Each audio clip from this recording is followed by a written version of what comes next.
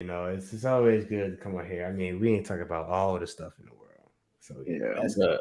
we're gonna talk about the major ones here on episode 33 of the Block to Block podcast, the best podcast in the world for all things Web3. Here we break down the technology, what's going on in the market, and the ways in which you can benefit. I am NFT and Jai, And I am Web3 Wayne. and over here the talk is different, especially when we're joined by Shaun of the Seven Streams. Yes, a sir. Yes, sir. Yes, sir. Big money, Sean. Hey, look, Sean is seven streams whenever you bless us, man. It's a dope episode. We know we gonna get into some things that's probably gonna go over some people's head, but that's the reason we have you on. But for the people whose head it doesn't go over, we gotta make sure we give them a disclaimer. This podcast is for informational purposes only. By no means will we be responsible if you lose your cheese, cheddar, mozzarella, or provolone. Yes, I'm talking about your cold, hard earned cash. We are not responsible. So please take this information and go to a financial advisor or any other financial professional that can help you make your money make money for you. And with that, let's get into the pod.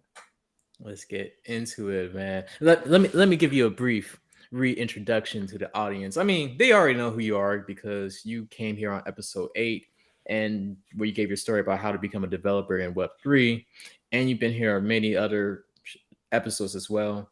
But we have been blessed because you've been gracious enough to come to the platform on a regular cadence to start off your developers course series. For those who may not know, if you are interested in getting into Web3 development specifically, or to learn the skills that it needs to be developed for you to become a programmer, a coder, or a developer, Sean is here to really give you the blueprint of what you need in these high power, impactful 10 to 15 minute segments. We got Sean the seventh dream showing you how you can get one of these opportunities that are one, very exciting, and two, are compensated very well. So with that, let me pass it off to you, my good brother. Happy to have you on the platform once again. Thank you for having me. I got a presentation to share with y'all today to help everyone get familiarized with the steps needed to be taken to become a web developer. And we're starting with web development specifically because this is an easy path into Web3. So what is web development? At a high level overview, web development is the process of developing websites or web applications that are meant to be accessed through the internet in a web browser specifically. That's the main difference between web and mobile application development is the medium in which you're doing the development for. So as you'll see here in this slide, the two key differences between web and mobile development is when you're doing web development, you're creating applications meant to be used through a web browser, whereas on the mobile development end, you're intending for the application to be used on a mobile device, whether that be an iPhone or Android. But speaking of iPhone and Android, that is another one of the key differences. Although you can make applications in a variety of languages, there are languages best suited for web and mobile development specifically because the suite of tools surrounding that language and the community surrounding that language makes it more tailored to make development easier. So for example, if you want to build an iOS application, you might want to write that in Swift or Objective-C, whereas if you're trying to build an Android application, you'll probably want to write that in Java or Kotlin. So if you're interested in both web and mobile development, it's recommended to start with web because it'll give you the foundation you need to wrap your mind, one, around development concepts and programming concepts, but also, you know, the web technologies are still utilized in mobile development. So having a good understanding of how the web works, and making requests across the web for your website or application are still skills you'll need on both ends. So high-level skills required to become a web developer. Obviously, you need programming skills. You need proficiency in at least one programming language. For example, JavaScript, Python, or Ruby. Those are popular programming languages that have frameworks dedicated to building web application. Familiarity with web technologies, as I mentioned earlier, you'll still need to have an understanding of how the web works and how you make requests to retrieve information across the web or send requests in order to save information, and understanding of how your website may interact with the database, for instance. You also need a good understanding of design principles in order to make a nice looking, nicely designed application or website. You need problem solving skills in order to one, solve whatever problem your application is being built to as a solution for, but also to assist you in the development process. You may run into roadblocks or hiccups along the way and have to debug your code at various points. So you'll need to be able to work through those challenges along the way. And the sleeper skill that a lot of people don't consider is communication, because although you may be working primarily with your computer, you're still going to need to be able to interact and play well with others along the way, and be a part of a cohesive team, potentially. So that's one of the stronger soft skills that people need to work on and look for in a good developer. 7 streams. When you mention those programming languages, they provide a framework. Can you give people a little background on what a framework is and kind of define that a little bit for them? Yeah. So, for instance, a framework is like a suite of tools that will help you along with the particular task that's designed for. So when I mentioned earlier, Python, for instance, like that is a programming language in and of itself that you can use to write scripts and server-side logic. But they have a framework called Flask that is used specifically to build websites with Python. It gives you tools to make that process of building the website easier in that particular language. Awesome. So yeah, from there, we have the steps to become a web developer. You're going to want to choose a specialization, meaning are you going to focus primarily on front-end development, meaning the design and look and feel of what you're interacting with as an end user for the application, or back-end development, which is primarily the functionality that helps everything work together in your application, or full stack, meaning you want to work on both ends, not just the visual end, but also that server-side logic piece to make sure that your application is executing the functionality you're looking for it to do. You'll also want to learn the basics of web development as a whole, which is HTML, CSS, and JavaScript. As Mamadou mentioned, if you've heard me on the podcast before, I've mentioned that these are the core languages that you'll need to know to build interactive websites. HTML is going to be used to build the website itself, and CSS is going to be used to style it, and JavaScript will be added to provide it that interactive functionality that we all know and have come to expect from applications today. From there, you want to choose a technology stack to decide exactly what languages and what database and what server-side logic you want to use for your application. So you can look at choosing your stack as defining your scope for the project in a sense. And we'll get into that a little bit later because I have another slide on how to choose a tech stack. And another thing you'll want to do is build a portfolio so that you can broadcast your skills and demonstrate and advertise your ability, for which becomes essentially very helpful for the last step, which is applying for jobs, to actually utilize your skills full time. So as I mentioned, choosing a stack is a very important part of the process.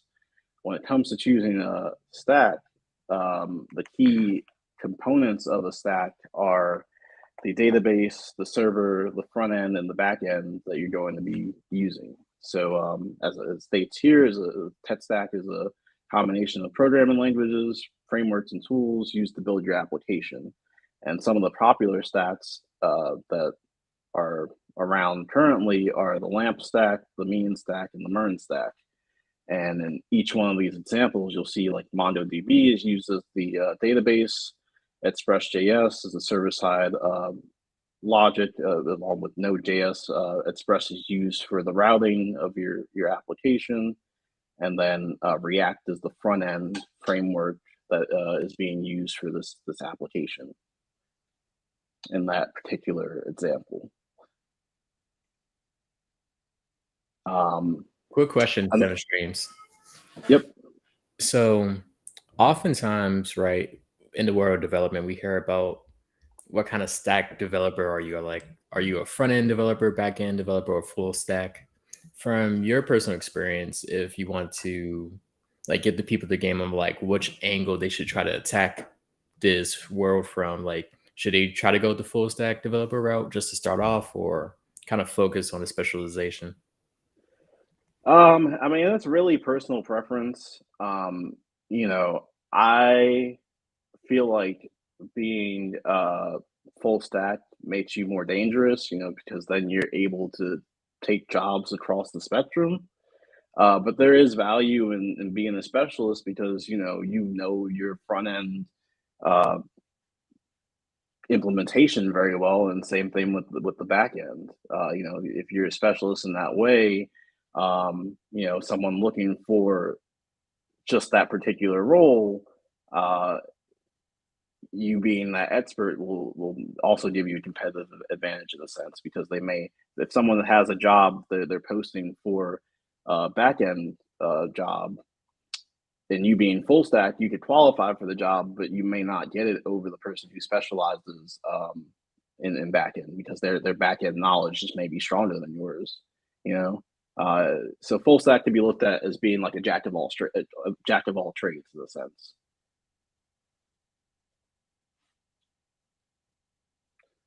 Does that answer your question, Mamadou?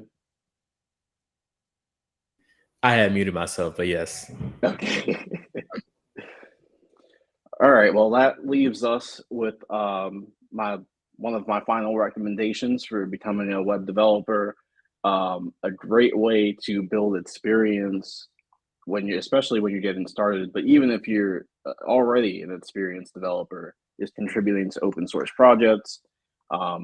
Essentially, an open source project is a project that's public on GitHub and available to everyone to contribute to. This is a great way to join a community of developers already working on something existing. Not only that, you can learn from them and learn to also adhere to different project standards, which is something that you would have to do on any professional project that you work on. So steps to contributing to open source project is, find a project that you're interested in. You can do that by searching on GitHub or GitLab just for public repositories and looking at their documentation for what the purpose of the project is, and just seeing if anything piques your interest at that point. Once you find something that you're passionate about and you may want to work on, read the documentation to see what the goal of the project is and how it's designed, what the standards are for contributing, and that will give you all the necessary information to get started from there. You'll also be able to reach out to people that are maintaining the project you'll see who the contributors are as well. So from there, once you pick your project and you know what you want to work on, you just want to start small by looking at they'll have a list of issues on GitHub that may be open, and you'll want to look through those to find one that you feel confident in tackling. In some cases, they'll tag them so you know like these are good early issues. They might be labeled beginner friendly or good first issues, for example.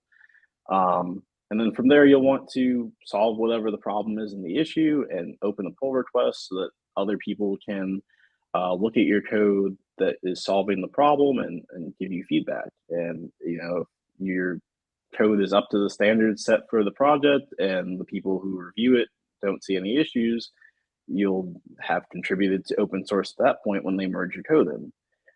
So it's definitely a process. You want to be patient and persistent because there may be times where your pull request gets rejected and you may have to refactor your code, but just don't get discouraged and stick with it.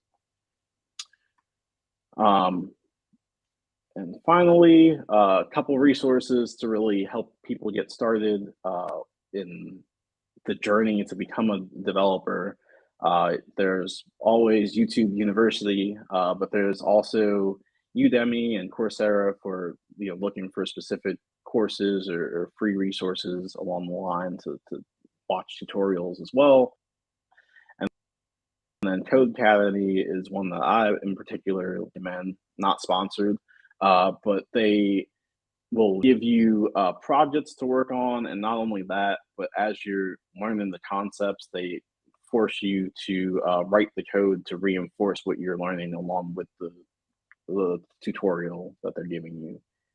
So it's very helpful. Additionally, you can find other tutorials on other websites or use W3 Schools as a resource because they have a great website for documenting just different aspects of web development. So whether that's HTML tags that you want to learn more about, or what methods JavaScript has for working with their date object, or anything that you're interested in that falls in the realm of HTML, CSS, and JavaScript, they'll have some form of documentation on for you to learn more about. And also Stack Overflow and GitHub are great resources for interacting with other developers or posting questions to learn more in your journey as well. That is the end of this presentation. Fire. Thank you. Thank you very much. Very informative. Yeah, man. You got it. You got me inspired. I might have to become a developer after this, man. I'm gonna have to go find me an open source project or something. Or something. Yeah, something. Yeah. Yeah. And if it's not open source, because open source can be, a little scary for newcomers to just dive right into. Sometimes people can be shy. They don't want to, share their code out if they're not confident with it. Just start with a personal project, build a calculator, or something simple just to get the ball rolling. Is there somewhere that people can go for like those simple ideas of like something to build out and like have a reference? Is that kind of what Udemy and Codecademy does, or what does that look like? Yeah, Codecademy will definitely guide you through building certain projects. And as I mentioned, I think YouTube Academy is also probably the best resource for that, because people do post their whole tutorials for like, watch me build this app or so-and-so app. And you can either follow along, or sometimes they'll post the GitHub link for their code. So you can just look it over and, either fork the repository to like make your own version, or, the possibilities are endless at that point. Okay. Okay. Fire. Man, once again, this is the second edition of the Developers Course here on Block to Block with Sean of the 7 Streams. Thank you very much for, just making it the pathway towards becoming a web developer very straightforward, easy to understand, and accessible for newcomers who are interested in this space. So for all of you guys who are watching, definitely like, comment, subscribe, and share with all your loved ones. Follow Sean. Where should they follow you to connect more? At Sean of the 7 Streams. I gotta post the at somewhere. We'll post it in the description for you. Okay, all right. But yeah, everyone keep in mind too, currently Web3, a lot of it is accessed via your web browser. So that's another reason why starting off as just a regular web developer before you get into all the smart contract logic and code is important. Yeah. And as we mentioned in the previous episode 32, there's roughly only a little over 23,000 uh, open source web developers who even specialize in like blockchain related projects, right? But the job opportunities projection is by 2030 there should be like 1 million job openings related to this field. So don't think that you're late to the game. Like if you stick with us, you stick with Sean the Seven Streams, you're going to have the foundation to start relatively early, get a jump of this, so you're in a position to really benefit from this new market opportunity. So thank you once again. This was very impactful. I'm super excited. I'm like, maybe I need to take a career shift myself. Yeah, for real. And yeah, we know you might head out. We got a interesting, episode and a good quick take you might be interested in. We're gonna talk about the Shanghai upgrade. So just wanted to throw that out there if you just want to listen in right quick. Gotcha. I'll listen in for the quick take for sure. He said, but once he gets to Mamadou's point, I am out. We hear you. We hear you. And with that, let's get to this quick take. Let's get to it. So the cat is out of the bag. What the quick take for today is, we're talking about the Shanghai upgrade, or as developers call it, Chapella. And this is the next phase after the merge. And if you didn't know, if you've been under a rock, the merge happened back in September 2022. It was a big event. And the Shanghai upgrade is really another step after the merge and transforming Ethereum into a fully fledged proof of stake blockchain. So before we dive into the Shanghai or Chapella upgrade, let's examine Ethereum's makeup as a blockchain after the merge, right? So the Ethereum protocol is made up of two layers. We got the execution layer and the consensus layer. The execution layer will undergo the Shanghai upgrade. The consensus layer will undergo the Capella upgrade. Hence, Chapella. That's the new ad lib for the whole podcast. Chapella. So when the merge happened, right? This is kind of give you a little history. The legacy proof of work blockchain, which is what Ethereum used to be, became the execution layer for Ethereum. And then the beacon chain, which was the chain that they started building out this proof of stake network on, that merged with this blockchain to become the consensus layer. So the execution layer is where all the smart contracts and protocol rules live. And then the consensus layer is in charge of making sure that all the validators on the network are following those rules, right? So this is what makes up the total Ethereum blockchain. And what also happened is when they allowed for staking, right? When the beacon chain came live, there was staking there. Once the merge happened, you were still allowed to stake your Ethereum, but what you weren't allowed to do was to liquidate or move any of the Ethereum that you've staked on the blockchain, right? And if you don't know what staking means, is you're going to put up a certain amount of Ethereum, and by putting up that Ethereum, you are now able to validate nodes and you become a validator, right? But you had to keep that money in the Ethereum blockchain to be able to be a validator. What the Shanghai upgrade will allow for, drum roll,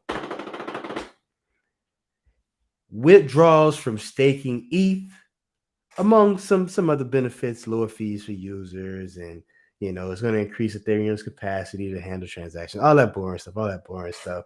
What's really important is now validators, stakers will be able to move their Ethereum from being staked and liquidate if they want to, right? So for the first time, holders will be able to unstake long held positions, sell their holdings, change their staking provider, and are actually stake their Ethereum or stake Ethereum, right? So what we're tracking here is what's going to happen. What happens next, right? We've already seen a very volatile market, and this may cause another liquidity event, right? So be on the lookout. Ethereum may be very volatile over the next month.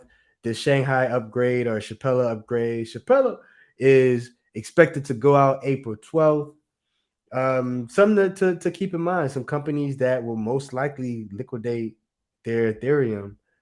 Celsius, we know what's happened with them. Kraken, also another one. Coinbase, who's been sued by the SEC and are having a lot of legal troubles there. And Binance, right? Those companies are very likely to liquidate their Ethereum, the staked Ethereum that they have. And very much so, those are big companies that have staked a lot of Ethereum, and that will cause very much a liquidity event for Ethereum. And who knows? It might affect that price as well. And with that, that is our quick take for today. Fellas, what are your thoughts? NFT and Jai, what are you thinking from the market side? Sean is 7 streams as a developer, as somebody who is, of course, in the game of 7 streams and making that big money. What are your thoughts? Yeah. Did you want to go first, Sean, since you're the guest of the platform, or I can kick it off? Sure. I mean, first off, I was excited about some of the boring stuff that you were. We'll talk about increased that capacity. Okay. Yeah. But yeah, no, I think that the important news for sure is the potential Nets liquidation event. It's definitely something to be on the lookout for. I'm sure many people, if it does occur, they'll be looking to buy that dip as well. But my hopes, if any, with these being larger institutions, is that hopefully they taper off. They slowly unstake their positions instead of just quickly letting it go. Especially with Binance and Coinbase, I feel like it's a big concern for them if they were to be in part the cause of that liquidation event, because they'll be impacted by it the most. They won't be the only people selling at that point, and other people wanting to pull their money from their platforms is not going to be great, as we've seen. Yeah. Right. We have another bank run situation, if you will, right? Yep. Which has been decimating the world of Web3 and the financial markets lately. So that's a great point. That's a great point. In terms of Chappelle, I would say it goes back to what we've constantly said on this platform regarding when you evaluate these blockchain projects, these blockchain networks like a Bitcoin, a Cardano, Ethereum, you definitely need to have a strong understanding of what's the long-term vision and their execution plan. Similar to when you want to invest in a stock in a company, you want to understand what's the vision here.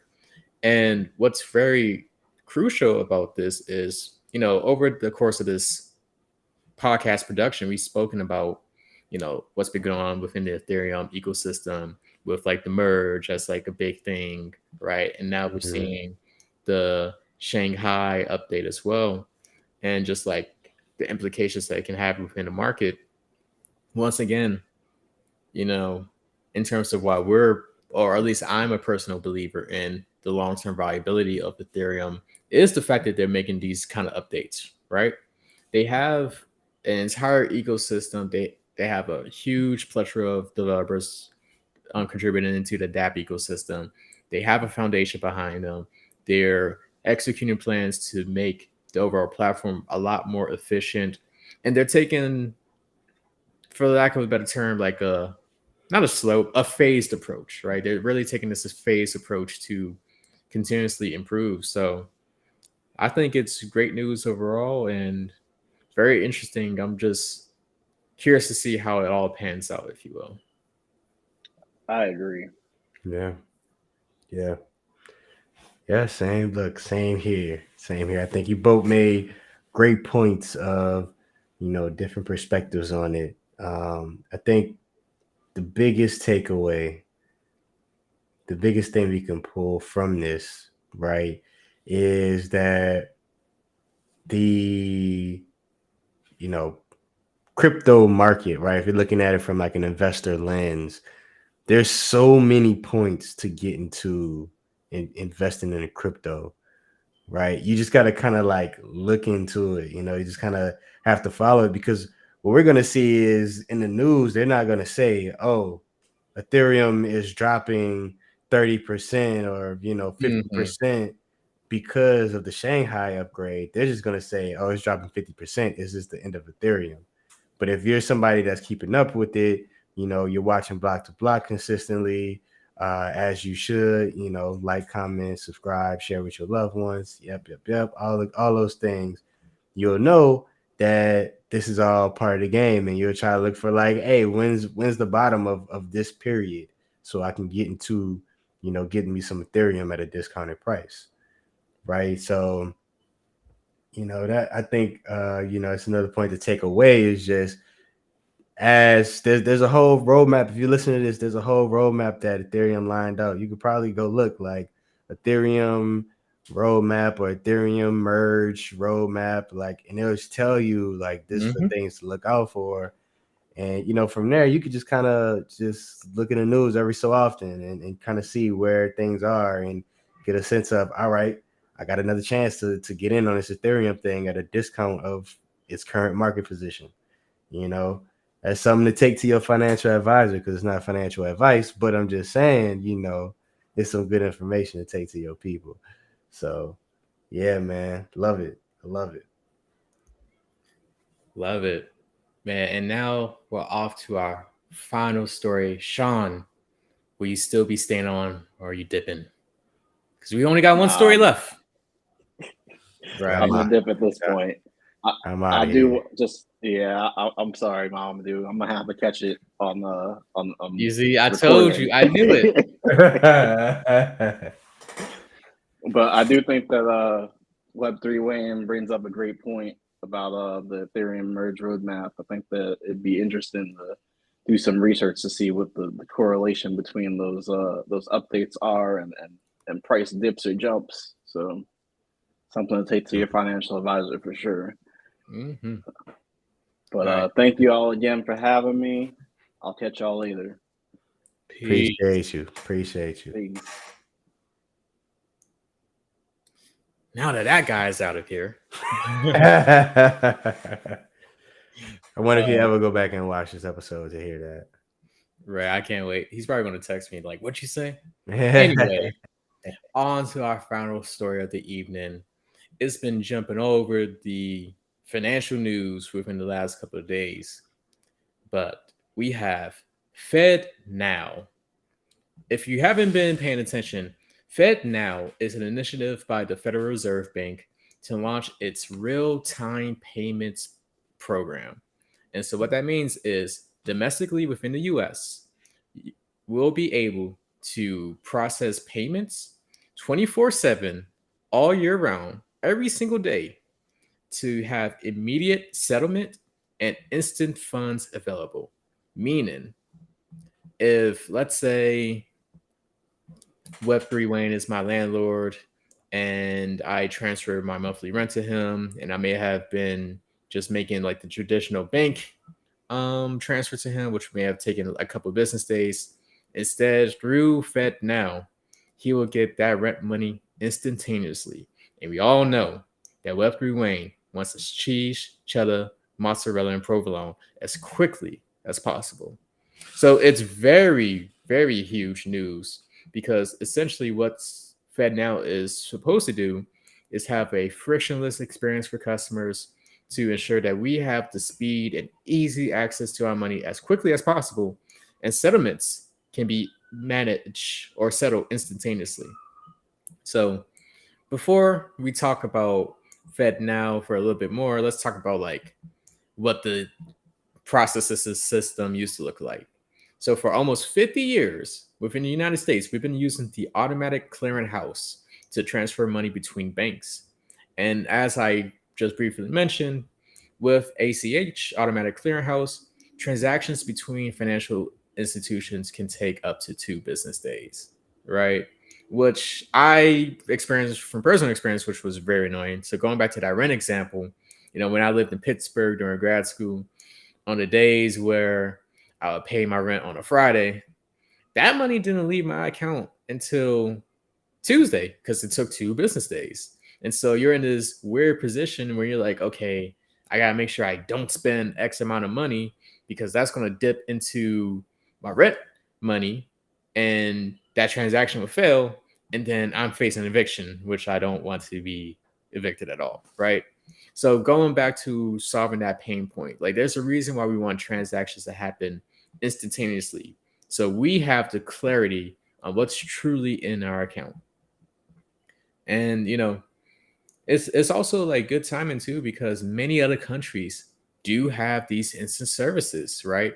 Through their real-time payments or RTP systems that allow for these instant transfers. So really the US was behind when it came to the ability to have like settlements handled instantaneously.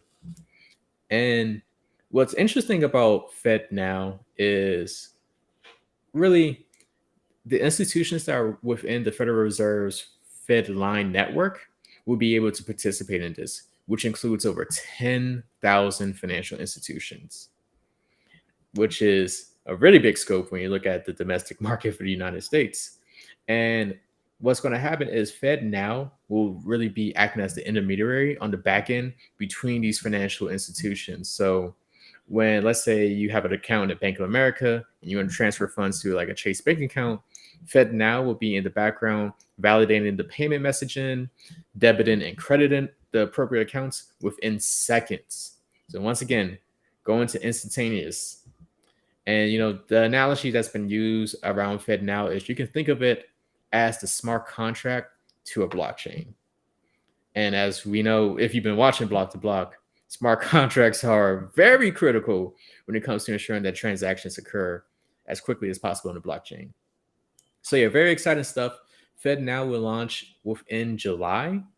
And there's like an early adopter program for like financial institutions, like your local banks could participate. And initially, within like the first phase of this FedNow rollout, there will be an initial transaction limit of $25,000. So that's really more so for like individuals like ourselves or even small businesses. If you have like a transaction limit of like 25K, you think about it, like if you're a restaurant, for example, you can pay off these food suppliers like instantaneously with this limit. That should really, it won't really help those larger, big Fortune 500 companies, but for the majority of this nation, this is very, very beneficial. And it has a lot of implications as well, with taking out this antiquated system of ACH where it took like 2 to 3 business days and we have like instant payments, predatory organizations like these payday loans become irrelevant, right? Like we've seen these cash and check establishments that exist in predominantly lower income neighborhoods where, people are paying this fee just to access money because, the ACH protocol or system just took too long and they needed money now. And so those are going to become a thing of the past, or like similar systems like that are like very predatory. As I mentioned, businesses can pay suppliers instantaneously instead of having like these net 30 deals, like I'm gonna pay you with our next account receivable or payable or what have you. And while for society as a whole this is all beneficial, it does bring a big question to the world of Web3. One of the big promotions around crypto and stable coins was this idea of increased financial inclusion and the ability to make payments instantaneously as long as you have like the internet connection, right?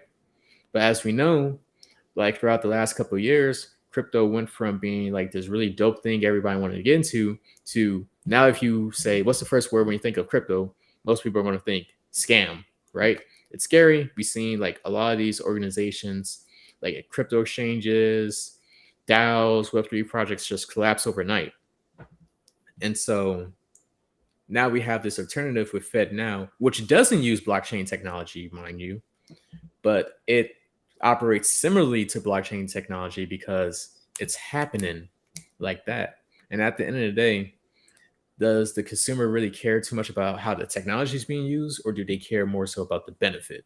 The benefit is if I can get my money like that, settle transactions like that, then who cares if it's using a blockchain that has a proof of stake consensus method? Like they don't care.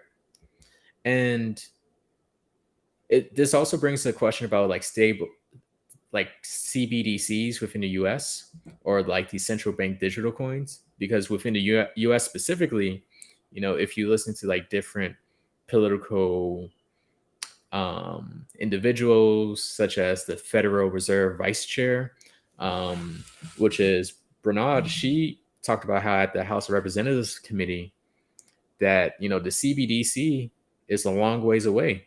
Essentially, for Congress to like really decide on implementing a digital coin within the US, that's probably going to take 5 years from now. Whereas FedNow is being implemented in July. And so once again, it begs the question of what's really the overall value of crypto and like stable coins if we have this system that's backed by the government and can be trusted, right? And it really just brings in that big question to the entire audience. But overall, a lot of innovation is going to make a huge impact within financial services, fintech, and Web3 altogether. And with that, that's FedNow. Okay.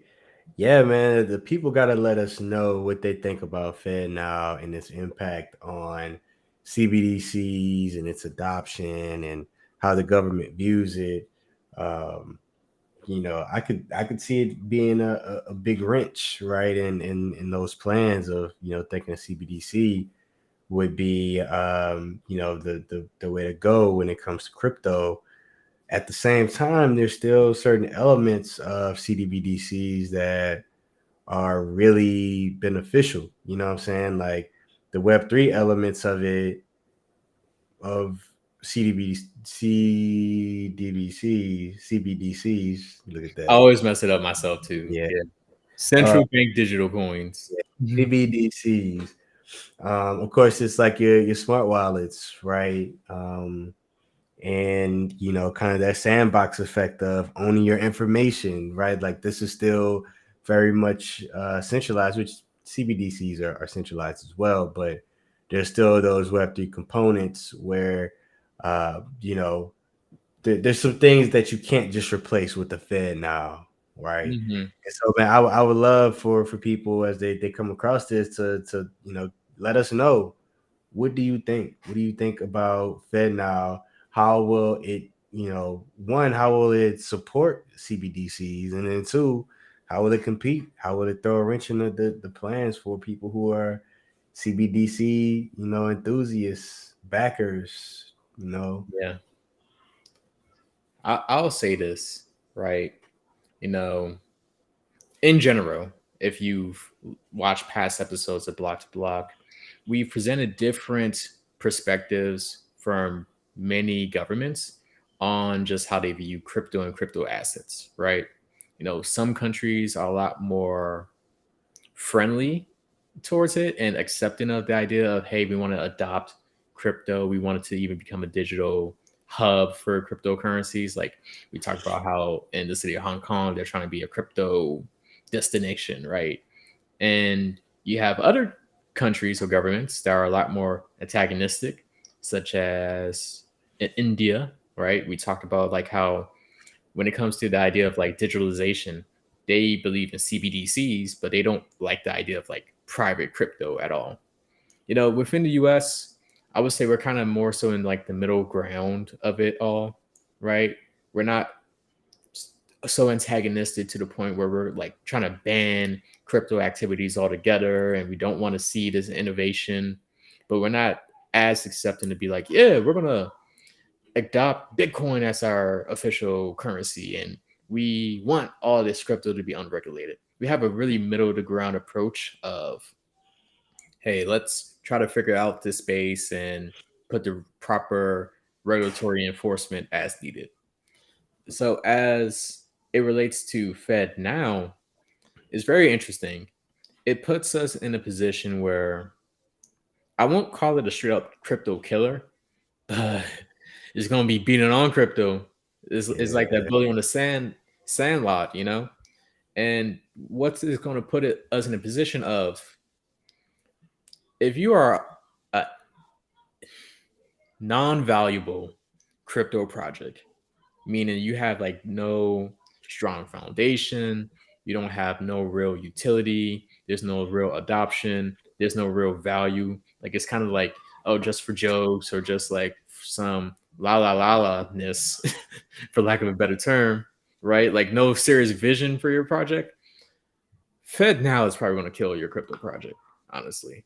However, if you're one of these huge crypto networks or blockchain networks like a Bitcoin, as we talked about in the previous episode, where we see like Bitcoin and the Lightning Network being utilized a lot more within these different African markets, FedNow is going to be a competitor, but it's not going to really kill your project altogether, right? Like Mhm. the Bitcoins are going to be okay, the Ethereums are going to be okay, Cardano's probably going to be cool, Polygon as well, because they are building out these entire ecosystems with a huge influx of developers, adoptions by organizations, and we see the innovation being employed by the use of this technology. But if you're just making the anyhow coin and it's just to joke around, like Right. good luck. Right. Making a Doge coin. It's a cat. It's a cat, not a dog. Right. And you know, we got 3 cats over here, so that's actually a good idea. But yeah, it's very, very interesting time in the world of Web3. For sure. For Like, sure. if you, for those who are watching, definitely check out the last few episodes, man. We've been really taking it globally, and then we had to take it domestic for today because a lot is happening. Don't get fooled by this notion that all the technology is just a scam and it's going to go away. It's here to stay, and it's being Yeah, used in like amazing ways. for sure. For sure. And I mean, let's talk about this too. You know, this is only Fed now, right? Which is like you said, it's domestic, it's in the US, right? Hmm. What about cross-border payments? You Yep. know, and you know, that's a whole nother level, right? Maybe, you know, for those who are building crypto projects or are interested in CBDCs, like maybe that's also, you know, the new angle of like, okay, well, FedNow is maybe a system that we need to be thinking about integrating with, you know, something Hmm. that we need to be figuring out how can we work with it, instead of trying to fight against it, right? So, you know, there's still a lot of great use cases when it comes to frictionless payment, crypto, especially when you're talking about like your less developed markets, right? US is very mature, very developed, very, you know, secure for lack of a better term. You know, I mean, Hmm. this country still has this risk in terms of, you know, monetary currencies, but you know, relative, it's going to be something I think on a global stage that's still going to be very strong, and that's what we have to look at, right? In a world that's moving into more of a global economy. So Absolutely. And don't get fooled as well. Because remember, like way many episodes ago, I forget the number of it, but we talked about how the Federal Reserve Bank of New York was testing out how blockchain payments could be used to address those cross-border payments that we talked about. Like I believe it was like foreign exchange payments. So yeah, that was like don't episode think 3. something like that. I'm just saying, like, just don't think like FedNow is here and the government isn't investing to see ways in which they can utilize blockchain technology. Just saying. Just saying. I'm just reporting what we see out in the news. No, it makes sense. It makes sense. Well, man, episode 33 was another great success. Sean, the 7 Streams blessed us today on this episode. Got us thinking about becoming Web3 developers, well, web developers in general, to be honest. But even more so, getting into Web3, taking the extra step. Shanghai upgrade, man, there's a lot of good things going there. We'll definitely be on the lookout to see how that affects the market, how that affects the price of Ethereum. And of course, FedNow has made ripples, especially when it comes to, hey, what is the use case now for crypto, right? We have frictionless payments. So what's next? So a lot of great things that we're seeing, a lot of great topics here on episode 33. Definitely like, comment, subscribe, share with your loved ones. Drop a comment of what you'd like to hear us talk about. Drop a comment and let us know your thoughts on any of the topics today, questions, any of the 9. And with that, Web3 Wayne is out of here. And this is NFT and Jai checking out.